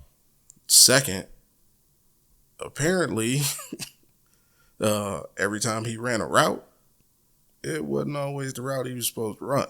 Yeah. So he was not always where he was supposed to be, which could, again, if you don't have that, and that's that kind of unwritten thing when the QB looks down the line and A-Rod looks down the line and gives Devontae that nod, they know exactly what's going on. They didn't have that because apparently the example that was used was against the Broncos last year. Or last year or year before. Year before. Yeah. We came to Denver and you guys beat us by like 3. Mm-hmm. And it was because we went forward on 4th instead of kicking the field goal. Yeah. Either way, you remember at the end of that game, we ran a play and Odell Beckham is wide open going towards the end zone. Apparently he's supposed to run a post. So that's why Baker didn't, like, he's looking for the post. Nobody's there. Okay, now I got to go to my secondary. So it's like, yeah, okay. People don't understand, especially like that don't play sports, or especially football. Because I know his dad wanted to put up, some shade and be like, oh, all these routes where Odell was open. And I'm like, you understand how long a quarterback has to decide on where to throw the ball? It's literally a couple of seconds, if that. Not only that. Like, Dad, they talk about sit your ass down. Yeah, you got like what? You have a quick release in the NFL if you can get the ball out of your hands in under like 2.5 seconds. Yeah. So I'm like, think about that, people. To your point, this quarterback, being Baker, being any quarterback, is coming out, and Odell's always going to be the first read because you're the number 1 option. Yeah. So the majority of plays, and people don't understand this, how it works in the NFL. Like if you play Madden, you'll see it. Different routes, different play calling, you have a different number 1. Right. So I'm like, if Odell on them routes is supposed to be the number 1, Baker's going to come out and look up for where you're supposed to be. Like if you're running a go route when I need you running a post or a fucking slant or an up and in, you're running a go route because, I blew by. And it's like, no, I'm not looking down the sideline. I'm coming out of that play action. My head pops up and I'm looking in between the numbers. Right. Because I'm trying to throw to the outside number. If you're not fucking there, I don't have time to look around and be like, where's Odell? Yeah. I can't look and be like, oh, he's running the go route. Let me adjust my... No. Because even the way I'm running this play, I'm not Not everybody's Patrick Mahomes. That can just fucking wing it. Right. And Baker's mobile, but he ain't mobile enough to extend a play to let you... It's going to be so off topic, but do you agree? I don't know if you saw it. They put out like an NFL top 100 plays recently, like the NFL did. Yeah. And the number 100 play, like so the first play on the list, was an incomplete pass from Patrick Mahomes. It was the one from a year ago. From the Super Bowl. When, he was like fucking literally laid out flat and threw a dart. He can do things nobody can. That Tyreek Hill dropped in the end zone. Yeah. But I love that hit him in the face. Yeah, that they put it as a top 100 play was an incomplete pass. Yeah. Do you agree with that? I do. Again, you know, I feel like he can just do things that you watch Patrick Mahomes, good, bad, or whatever, he's going to do at least two things in the game you've never seen before. Yeah. And yeah, he's like the Allen Iverson of the NFL. I like that comparison. Yeah. So Allen like, Iverson, like you just like. Yes, that's why you have to tune in. That's why I watch every Chiefs game. I don't even like the Chiefs. I'm not a fan of the Chiefs. Obviously, they're a division rival. I hate the Chiefs. But it's like, I want to see what Mahomes did today. Yeah. Same reason people like, I'm going to update my reference. Steph Curry. Yeah. You have to watch Steph Curry. Yeah. Because you don't know what dumb, like, I'm going to pull a 30-foot running 1-foot three-pointer and hit nothing but net because fuck it, I can. Right. Like, well, your Baker thing, you remember earlier in the season, there was the Chargers game. Mm-hmm. And I told you, I've never seen a quarterback pump fake so much. Yeah. That would now make sense. Because he's trying to if throw I'm looking somewhere, for you and you're not where you're supposed to be, and I'm in that motion, I'm like, fuck, okay, I got to go to the next one. Now I'm like, dude, he is pump faking more than I've ever seen any quarterback pump fake ever. Yeah, so now that would make sense. I can't see Odell going to. Oh no, we're not going to get back into that. Yeah. We already talked about that. We were talking about the Browns and the Bengals. You think who you got in that game though? Oh, that's tough. By the way, people, we're trying something new. If y'all checked it out last week, we're not going to go through like we were doing before, like every pick by pick. Instead, we're just going to post what our picks are for each week. That way, we also feel like it's easier to digest for y'all. Like you can just go through and see, each matchup and who we got winning. Yeah, check us out on IG for our full list for week 9. It's week 9 now. Yeah. So check it out. We'll have our picks up there alongside this episode. You guys will know going into tomorrow who we got. Yep. So you got starting off with this one, since we're talking about it, you got your Browns coming back on the form, or you think the Bengals are going to keep in the battle of the North? This is tough. We match up very well with the Bengals. Mm-hmm. The Bengals now match up very well with us. I'm going to take the Browns because I think our defense is I think we're out of that. We were the number 1 defense in the NFL, and then we gave up 100 points in the next 2 games. I think we're done. I think they're done with that. Yeah. Like Myles Garrett has basically ripped into the defense 3 times this season. Mm-hmm. He's also on pace to like tie the all-time sack record. Myles Garrett. Yeah. The other thing, he's also sacked Joe Burrow 4 times in the 2 games he's played against Joe Burrow. So I'm gonna go with Myles having those guys ready to play. I think Baker gets us at least 24 points, and I think that'll be enough. So I'm gonna have to disagree with you, man. I'm gonna go with the Bengals. I think them coming off a loss that I know that they regret because they lost to the fucking Jets. I think that they're gonna turn it back on. I have a lot of confidence in the Bengals because even that Jets loss, I don't think that they shouldn't have lost, and they know that. And they're at home. Again, I think that the Browns will play better. I think it'll be only like a 3-point game, but I'm giving a slight edge to the Bengals. Okay, yeah, that's fair. In the next matchup, I mean, we were talking about Aaron Rodgers and the whole COVID vaccine situation. Yeah. So, and then we were just highlighting this perfect segues. We were just highlighting Patrick Mahomes. And that's a matchup this week. You have Green Bay playing without Aaron Rodgers. Going to be Jordan Love's first start. Devontae Adams is playing. Yeah, so Jordan Loves will have Devontae Adams. He's got to go into Kansas City and play a desperate Patrick Mahomes because I believe that the Chiefs are desperate right now. At 4-4, regardless of anything else, they're looking at the AFC. They're like, we can't. I think they're in that mode that you've talked about. I feel like they're in we can't lose mode. Right. They know. I believe that they know. I know Patrick Mahomes knows.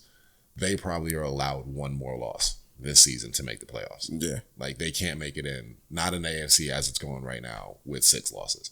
They got to be at 12-5.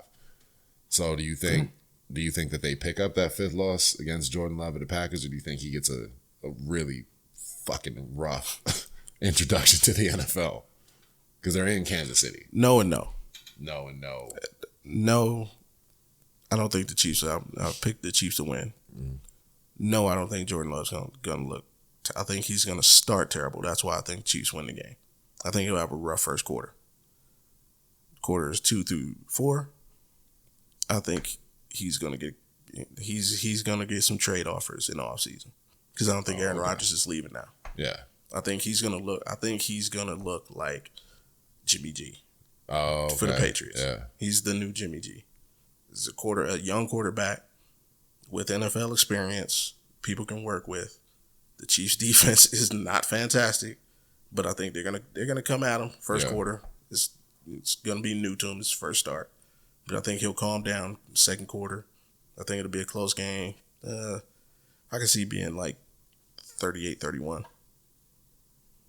I'm gonna agree with you that I think the Chiefs win, but I'm gonna disagree that it'll be close. I think the Chiefs are gonna beat their ass. I think Jordan Love's gonna again quarter 2 through 4. For me, it's not even about. I mean, it's about Jordan Love, but if it was Aaron Rodgers back there, I still think in this game I would have leaned to the Chiefs because again, I believe that they have to be in full desperation mode. Again, at 4-4, you have the Raiders at 5-2, you have the Chargers at 5-3, or Chargers at 5-3. Right. Not gonna talk about the Broncos, but we are 4-4. You know what I'm saying? Like, I mean, regardless of anything the division is I don't care how shitty our wins are, we still have 4 of them. Right. So I'm like, division's still up for grabs. grabs. The Bills are, but I mean, the division's up for grabs. The AFC though, it's like you got the Titans, you got the Bills, you got like teams that are playing really well. I think that the Chiefs are firmly like, yo, we can't. I don't think that they're looking at like that they're not the best team in the AFC because I still think that they're second behind the Bills. I would have said the Browns, but the Browns have been kind of doing something.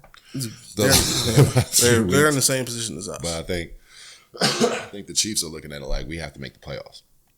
I feel like the Chiefs are willing to write off winning the division at this point, but and that's why I'm like they're in desperation. They're now looking at that loss cap column. Like, okay, we're not going to get the AFC West, but we need to be a wild card. Like, we need to get in the playoffs. We're not getting in with 5 losses or more than 5 losses. So I think the Chiefs would have won even against Aaron Rodgers, but against Jordan Love, I think they're going to blow him out. And the final big matchup I wanted to talk about in this particular episode was the Titans and the Rams for a lot of reasons. Like, what will the Titans look like with Derrick Henry being out for the season?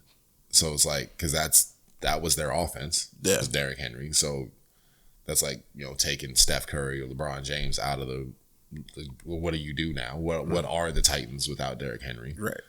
And then they're having to go up against. It's like the worst possible team you could go up against when you lose a stud like Derrick Henry. But we get cheated. You go up against the fucking LA Rams, who already had Aaron Donald and Jalen Ramsey, and now, thanks to my prediction, Patton listened to me, the Broncos listened to me. I didn't think they'd trade Von Miller to the fucking Rams. But we also got cheated though. Who did? Us, the public. Out of everybody, the Derrick Henry, Aaron Donald matchup. Exactly. That's what we was talking about all season. And Derrick Henry gets hurt literally the week before. The week before the heavyweight bout we all wanted to see, he gets hurt. He was scared. The fuck out of here. Derrick Henry ain't scared of shit. But I mean, who you got in this game, man? I feel like the obvious win is like the Rams. Yeah, the Rams would. Because you have no time to prepare. So let's start. You could say Von Miller is one addition, but that's a hell of an addition. No matter how healthy he is, if he's on the field, he's a threat. It means you have to pay less attention to Aaron Donald. You have to pay less attention to Aaron Donald. It's going to be pressure on your quarterback. There's pressure on your quarterback. You're not going to remember where Jalen Ramsey is. If you don't remember where Jalen Ramsey is, you give up pick sixes. Yeah. It's like what insurance commercial did? Don't give up pick sixes. Yeah. But yeah, it's like, again, he's one guy, but it changes the whole dynamic of your game plan. But I do think overall this is going to be good for the Titans going forward next season and seasons after, because now your coach actually has to learn how to coach. And I think you formulate new types of game plans to now kind of put together what type of team should be around Derrick Henry or fit Derrick Henry into a new scheme where I think going forward they're not going to be as run heavy. And now we get to see, for me, what I'm looking forward to, why I wanted to highlight this game is now we get to see, because we've been talking about it all season, we were talking about it in the off season, how big or how impactful was the Julio Jones trade. Yeah. Now we're going to find out, because now you can't just lean on Derrick Henry 40 times a game. We're going to have to see, can Ryan Tannehill actually throw the ball around? Is Julio Jones being on the roster a huge upgrade for them? Because now it's going to get tested. Because you ain't going to have a 200-yard a game back, manhandling beast in the backfield. You don't have to see if you can sling that thing around. Not this week though. Yeah, with the Rams, no, it's not happening this week. Yeah, this week I love Julio, but Jalen is something else. It's gonna be over, and that's why I'm like, I know it's gonna be a runaway game for the Rams, but that's kind of the thing. Like, are the Rams? They're low key my new Super Bowl favorite if Von Miller's healthy. And that's because, again, like, it is 100% because I love Von Miller, but it's also because there's a reason. Since he's been in the league, like, till right now, he's the active career sacks leader. He's over 110 sacks. Mm-hmm. He has 5 this season, and he's missed a few games. And now, as we were talking about, you putting him on the same fucking lineup as Aaron Donald, and he knows that he's got coverage help. What happened the last time Von Miller was on a comparable defense like that? He won a fucking Super Bowl and won Super Bowl MVP. Because as you were talking about, and Aaron Donald is a massive light years upgrade from DeMarcus Ware. And that's not shitting on DeMarcus Ware at all. Yeah. But I know DeMarcus Ware would fucking agree with me. Aaron Donald is what we talk about, generational. Yeah. Like, he might be a centurion type fucking person. Like, 1 in 100 years you get someone like Aaron Donald. Yeah. And now he's going to have Von Miller, who is a generational outside linebacker. Yeah. Yeah, he's past his prime. Yeah, he's going to be coming off injury. But as you just said, you don't need him 100% healthy for Aaron Donald to get loose now. Because that's all it is. You have to double team one of them. Yeah, I mean, look, and like your poison. Right on cue. I know he's injured now, and that was my concern coming into the season, say J.J. Watt. But look at what the threat of J.J. Watt did for Arizona's defense the first half of the season. Just even the confidence of it. Like, we got this dude. So... Yeah. For me, the Rams are my new Super Bowl favorite. Like, I feel like, because we talked about it again, power rankings before the season, and this is before they got fucking Von Miller, or before we knew what Matthew Stafford would be doing, how confident he looked. The 7-1 Rams, like, he's cruising. No one wants to see that Rams defense in the playoffs, and that Rams defense just got Von fucking Miller, who shines when primarily in the playoffs. That's when he comes out. When he's at his best. Statistically, he's a fantastic player in the playoffs. And they just got. So again, does anybody want to see the Rams? Sean McVay's seat just got hotter. Remember, I told you. Now it's definitely. I told you before the season. It was like every year you've had something else to blame. You blame the quarterback. Guess what? That quarterback ain't there no more. You got your guy. You got the guy you wanted. And now your defense is super stacked. So you literally, it's on you. If they get eliminated in the first round of the playoffs, you have to lose your job. If they don't make it to at least the NFC Championship game, like, I don't think he'd get fired. But if they were to move on for Sean McVay, you can't blame him. Yeah, like, it's a ready-made Super Bowl team. All right, so I got one final topic I want to, or like real quick, I want to ask you a question on it. Because I want to get more into the NBA next episode. Hopefully, there's not as many crazy fucking things happening that we have to talk about and address, and we can just get into normal sports and shit. I just have one more question I wanted to ask you before we wrap up the show. And it's about the NBA, because I wanted to talk about a bunch of different NBA topics with you, but I honestly got like unenthused going through it, because it's one thing that we've talked about, and this is actually the bigger question I wanted to pose, is we've talked about all the time, like, should the NBA shorten its season? Because, like, I wanted to get into some of the storylines, like how amazing that, the Warriors are playing right now. They're 8-1. How badly the Lakers are playing. Like, they've blown 2 20-point leads to the same team in a week. Like, obviously don't have LeBron for this one, but they had him for the first one. Right. So, but it's like, who gives a shit? They don't give a shit. The players don't give a shit. It's November.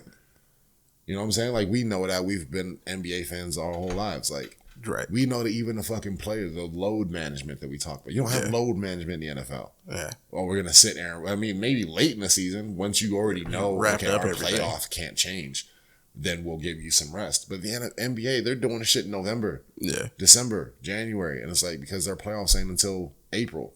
So you think that, so it's like, oh, LeBron he's stubbed his pinky toe coming out of the shower, so we're going to sit him for a week just to be safe, because who fucking cares?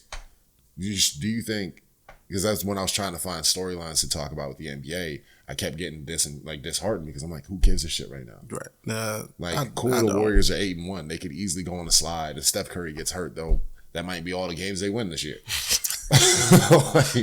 How tragic would that be? Started out 8-1 and finished 8-74. Steph got hurt. Wow. So it's like, do you think that the NBA should shorten the season? And if you do, because I do, what would be an appropriate amount of games? If you agree with that. I don't. You think it should stay at 82? I think the NBA season, it's for my lifetime, it's been 82 games. Mm. And to me, I mean, that's great. It's perfect for the fans. It gives me enough amount of games where I can go to multiple games per year. So I have 41 opportunities. It's the perfect amount of time for me to where you have a season and an off season.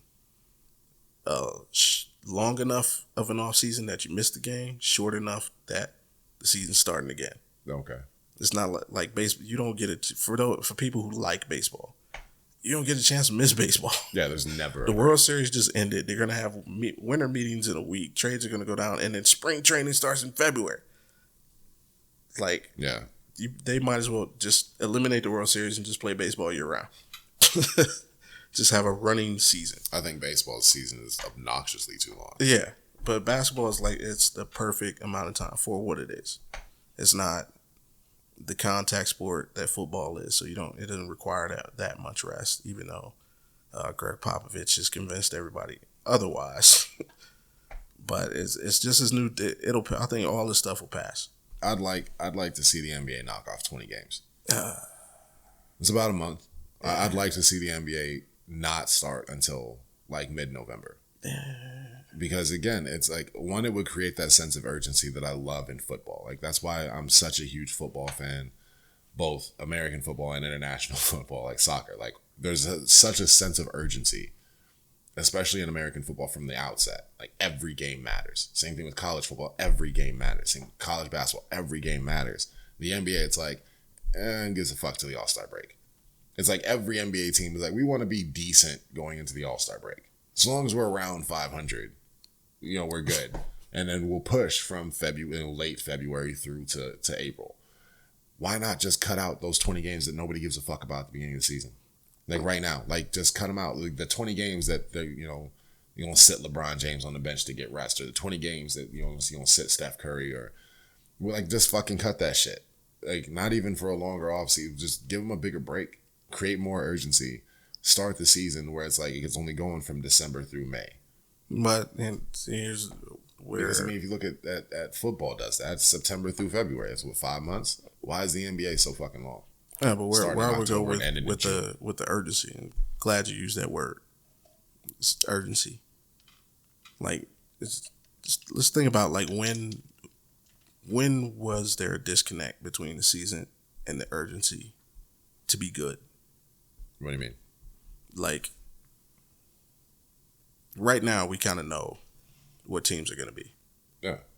From the best of the best to mediocre to bad. You know where everybody fits. When did it kind of switch from, you know what?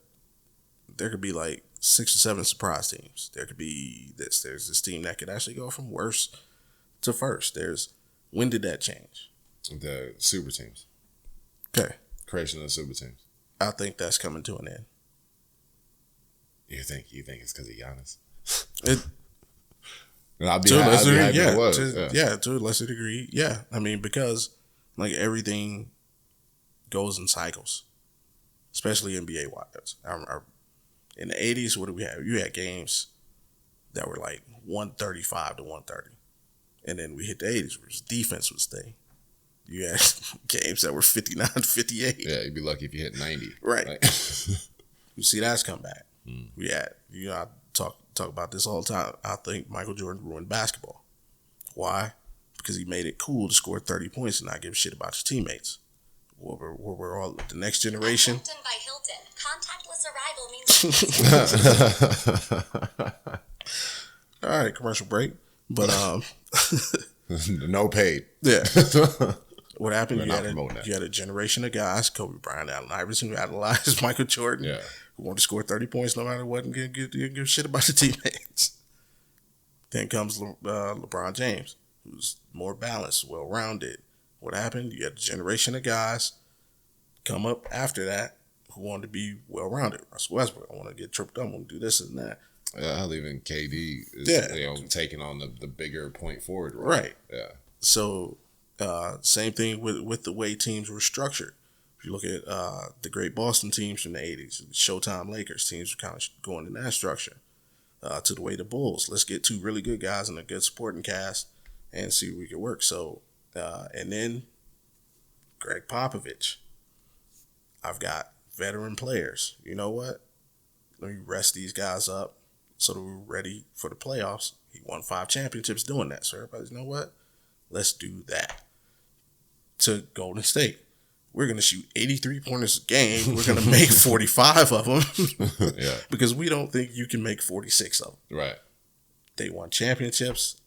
Everybody started doing that. Milwaukee Bucks. One superstar. Very good supporting cast. And made enough three-pointers. Small market team. Right, small market team. Made enough three-pointers per game to score points. Very good defensive team. I think that's now the motto. Teams are going to, you know what? We don't have to do this anymore. We can do that. To the point we look at, like, the Cavs. We start 3 7-footers. No, I agree. I get that, but still, though, I mean, the question is, like, should the season be shorter? Right. I was saying because of that, shorter. I think in a few seasons, could take, I would say between the next 3 to 5 seasons, you will see the regular season start to matter more because teams will even out. I don't think it's going to be and especially certain heavy shit. Certain situations. We look at LeBron and Melo being friends, like they want to play together with each other forever. When you look at a guy like Chris Paul, who went to the best basketball situation, like they got a young star here, good big man I can work with. Let's do that. I think those are going to be the decisions. People are looking at like the Ben Simmons situations. Can stars really, how do guys fit when they play? They're looking at the Brooklyn Nets situation like, is it really working? Yeah, like y'all are loaded, but right, is it really working? And then you have, to your point, you got Steph Curry doing Steph Curry shit where it's like one star in Golden State and they're 8-1. Yeah, but even if you look at that team, like the team was constructed for a certain fit. Yeah. Look at the Miami Heat; they're playing good basketball right now. Look how that team's playing. I think Bulls, people are playing Bulls great amazing. Basketball, and so I think you're starting to see like the inklings of these GMs. Like, you know what? Let me just put together a team. So you like sticking with the 82 games? Yeah. You don't want to see it shorter. Yeah, because I think the regular season is going to matter. If you look at so far this season, there's been a lot of exciting basketball games. Yeah. So like the Cavs are 6-4. How the hell are we 6-4? Right. Shouldn't be. Like we have a well constructed team. They're young. They ain't world beaters, but they have a well constructed team that makes them competitive every night. Look at Memphis. They have a well constructed team. They're competitive every night. So, and your super teams are like struggling because they're developing chemistry while these other teams already have chemistry. Yeah. So it's gonna make the regular season more exciting going forward. So I like it. I mean, I think the NBA could be a bit shorter, but I can see your point. This has been episode 15 now, man. Fitting. Man, episode 15. Mellow. Super happy to be here with you guys. Super happy that y'all are coming back and tuning in. Thank y'all for showing up, showing the love. If you like today's content, I know it was a bit heavy. It was a mouthful. Yeah, it was a lot going on. Pause. I hate that. There's a lot going on this past week. So I know it's a bit of a heavy episode, not as light, but very important topics. I know it's technically Saturday, but for Friday, please, people, check in with those you care about. Absolutely. Make sure where they at so that hopefully, not going back into it. But it's like that unfortunate thing. You could have a friend that's just taking a dog to the dog park and something tragic happens. So please don't take life lightly. Please don't take it like it's not something you need to be checking in on constantly. But again, if you guys enjoyed the episode, please make sure you hit that like, subscribe button. Write in the comments again if you have any differences on our list when we were talking about some things. Like, please let us know what you think. How fast do you think Canelo Alvarez can knock Shaq out? Fuck you. I'm really interested in that. Yeah, please. Actually, I'm curious. I'm personally curious. For those that tune in, I'm curious to see how much hate y'all got in your heart for me. How long y'all think I could last with Canelo? So let us know in the comments. Y'all can hit us up on social media. We'll have our handles tagged in the video as well as tagged on our social media site. So please check us out. Yeah. Please check out mine before you make a comment as to how long you think I can last with Canelo. Please go look through. See, I used to be a stronger man. But yeah, check us out, man. Like, subscribe, comment. We're on everywhere that you can find us. Thank y'all for tuning in. It's been episode number 15. Yes, sir. We will see y'all next week. My name is Shock, and it's my man Bobby G. And let's get him out of here. Peace.